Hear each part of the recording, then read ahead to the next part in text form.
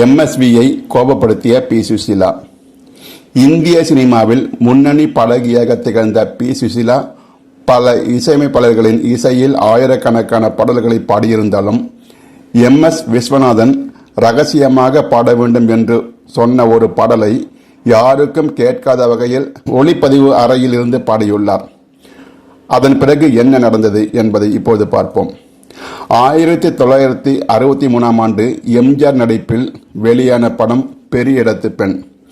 TR. Ramanna இயக்கிய இந்த படத்தில் சரோஜா தேவி நாயகியாக நடித்தார். மேலும் எம்.ஆர். ராதா, அசோகன், நாகேஷ், டி.ஆர். ராஜகுமாரி ஆகியோரும் நடித்திருந்தனர். இந்த படத்திற்கு விஸ்வநாதன், ராமமூர்த்தி ஆகியோர் இணைந்து இசையமைத்தனர். இந்த படத்திற்கான அனைத்து பாடல்களையும் கவிஞர் கண்ணதாசன் எழுதியிருந்த நிலையில் டி.எம். சௌந்தரராஜன், பி. சுசீலா ஆகியோர் பாடல்களை பாடியிருந்தனர். படத்தில் வரும் அனைத்து பாடல்களும் ரசிகர்கள் மத்தியில் நல்ல வரவேற்பை பெற்றிருந்தது.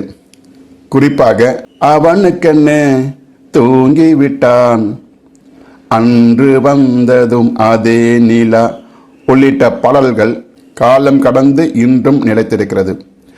அதேபோல் ரகசியம் பரம ரகசியம் என்ற பாடலை பதிவு செய்யும் போது பாடலை பாட வந்த பி. சுசீலாவுக்கு எம்.எஸ்.வி. பாட்டு சொல்லிக் கொடுத்துள்ளார். அதன் பிறகு இந்த பாடலை நீ ரகசியமாக பாட வேண்டும் என்றும் கூறியுள்ளார். இதை கேட்ட பி. சுசீலா சரி என்று சொல்லிவிட்டு ஒளிப்பதிவு அறைக்குள் சென்றுள்ளார். அங்கு கோரஸ் பாடுவதற்காக 2 பெண்கள் இருந்துள்ளனர்.